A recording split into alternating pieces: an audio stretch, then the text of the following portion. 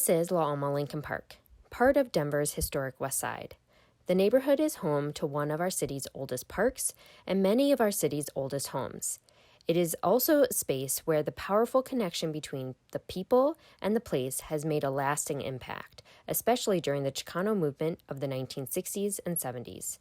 Today, we'll share some of the special stories and places in the proposed historic cultural district, bounded roughly from 10th to 13th, from the park to Calumet, starting with the very early history. Ian Thomas DeFoya here, West Sider, grew up here in Barnum, had a chance to live here in Alma Lincoln Park. I'm a board trustee for Historic Denver. I'm a member of Latinos in Heritage and Conservation, and I'm the Colorado Field Advocate for Green Latinos. In all of these roles, I've been actively involved in trying to protect our culture and our heritage. We are standing and coming to you live from La Alma Park. This is the site of the Cheyenne and Arapaho. If you're unfamiliar, the Cheyenne and Arapaho and many other tribes called Colorado home. And this was a seasonal encampment for the Cheyenne and Arapaho. And you'll hear later in some of our presentations about the warnings that they gave the settlers here in Denver about the flood. The other thing that's really important about this, beyond being the land of the Cheyenne and Arapaho, is this was land that was claimed by the 4th Territorial Governor, A.C. Hunt, of Colorado. He was involved in Bureau of Indian Affairs. He also was pivotal in bringing the trains. And I think the really important thing to know about A.C. Hunt is that his involvement helped spur the creation of this neighborhood that later the settlers would occupy, and then the Chicano movement. So in 2016, we became aware of an opportunity through Historic Denver. Some funds were available to do an assessment of sort of the historicity of the neighborhood from a lot of different aspects. And so we were a part of the original request to Historic Denver to come get involved and help us better understand our neighborhood and see what kind of opportunities we have to preserve the legacy, the sense of identity, the architecture, the culture. It's been a 4+ year process that has included an inventory of a lot of these homes and understanding the history and the architecture, understanding the art, and how they all sort of weave together into a common story. Hi. My name is Lucha Martinez de Luna. I'm director of the Chicano Murals of Colorado project and curator of Latino heritage at History Colorado. Behind me, you see a mural by Manuel Martinez painted in 1978. This mural is what we would consider a community mural, painted with the help of the community and also talking about their history and their heritage, and basically it gives them a sense of identity with these murals. Now, the very first murals in all of Colorado that were community murals were actually painted here at Lincoln Park, La Alma Park. Essentially, they were painted during the Civil Rights Movement. My family moved here. We used to live in the building of the Crusade for Justice, and then we moved over here to the Lincoln Housing Projects, and that is where my father began painting murals at the facade of our home. And then he moved over to the park. There was a shed here, and he asked permission from the city of Denver to create a youth arts and crafts project. They painted murals in the interior and exterior of the building, and then he started painting murals on the exteriors of swimming pools throughout all of Denver. These murals were very significant to our community because they actually represented for the very first time our existence here in Denver and also in Colorado. So this site is so important for us and for all of the people of Colorado because it represents more comprehensively who we are as a people. The homes in La Alma Lincoln Park were first built in the late 19th century, and workers in the local industries, especially the railroad, were the earliest residents. Over time, the homes evolved to meet the needs of the new generations and growing families, while convening the sense of a close-knit, connected, and warm community. Each house and building is home to a unique story, including stories of leaders who made positive change in our city through leadership, advocacy, and art during Denver's Chicano movement. Okay, I know that the house was built in 1885 and that my grandparents Helen and John Prieto purchased it in 1969. My grandfather was a veteran of World War II, so they used his VHA loan to purchase this house. My grandparents both passed away here. My grandfather in August of 1994, and my grandmother in May of 2004.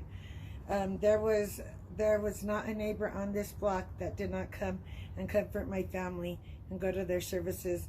We were all like a big family on this block. The district effort is so important to my family because we believe in our Chicano heritage / culture and our West Side values. By values, I mean cherished relationships and memories. My mother was a Brown Beret. She marched with Cesar Chavez. My grandmother and my Nina were never far behind my mother when it came to the Chicano movement. A lot of that took place in this neighborhood. I'm proud of my mother for fighting for others and what she believed in. Cesar Chavez fought for our farm workers, among other things. A lot of the protests and gatherings happened here in Alma Park. I mean, this neighborhood, a lot of things have happened here, and my mom's been a part of a lot of things. My mom was part of Mi Casa Resource Center. She's, put her best foot forward to try to help people, try to make things happen in our neighborhood. Hi, we're standing here in front of Inner City Parish.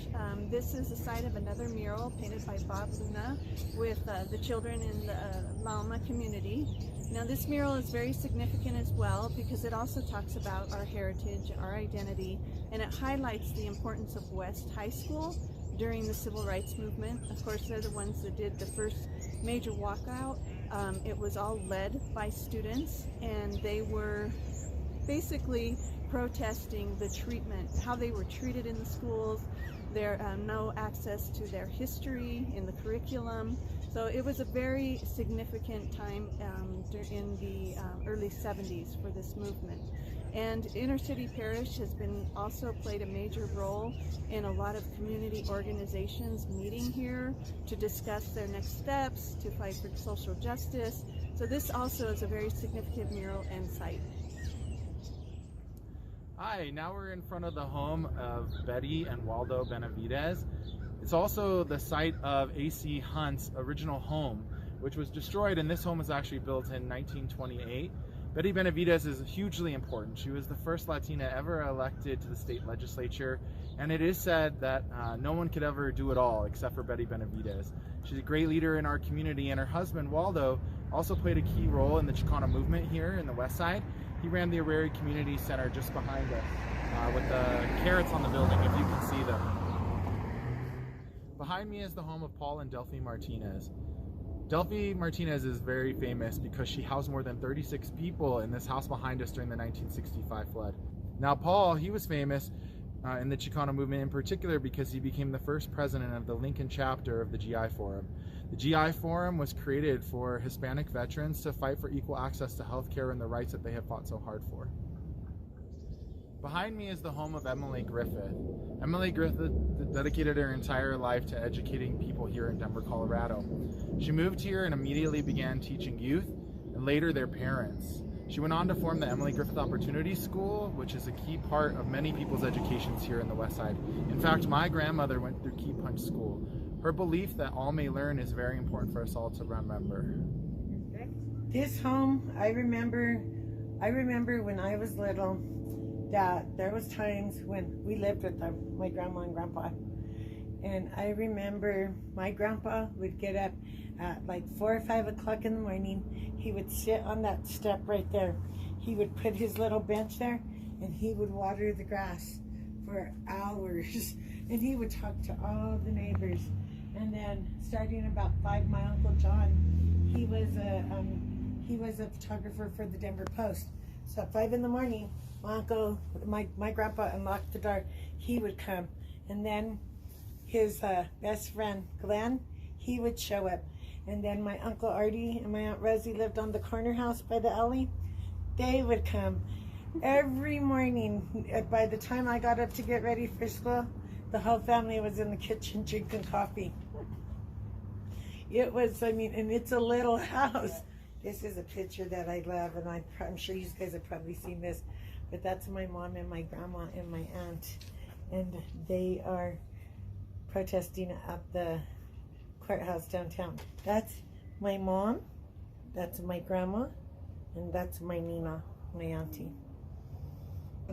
She took pride in this west side, and I take pride in this west side. If there's anything I can do to help anybody here, if they need something, we all try to stick together and get it done. But I'm excited for this. I really am. It'd be great to see before I'm gone. You know what I'm saying? Anything can happen, you know, anything. And like I said, I just hope my kids carry this on. Hi, I'm Mary Gould here at 1064 La Pan. In 1980, the city of Denver bought our house and the next door house for $46,000 from the original owner, and subsequently sold it. It went to DHA, who then sold it to Brothers Redevelopment for $1 each for each of the houses. BRI then rehabbed them so that I was able to afford a house, and so I got this one, and Jerry got that one. We moved in the same weekend. 1885, this entire neighborhood, this section of the neighborhood, for $40,000 to the city of Denver, and that's when it was parceled up into residential units. This one was built in 1886, and actually most of these houses were built in the late 1800s and early 1900s. I would say by like 1905, more than half of this area was already built. And you can really see it when you walk up and down the streets. Like, to just know that as a detail and have that reflected back visually and in that experience, and kind of gives you a feeling of what it was like to have lived here at that time. And we have this opportunity to become this historic cultural district, and we would be honored to be a part of that. We think we're a great candidate considering our history. To learn more about La Alma Lincoln Park, including a full history of the neighborhood from the 1860s through the 1970s, visit historicdenver.org/law-alma.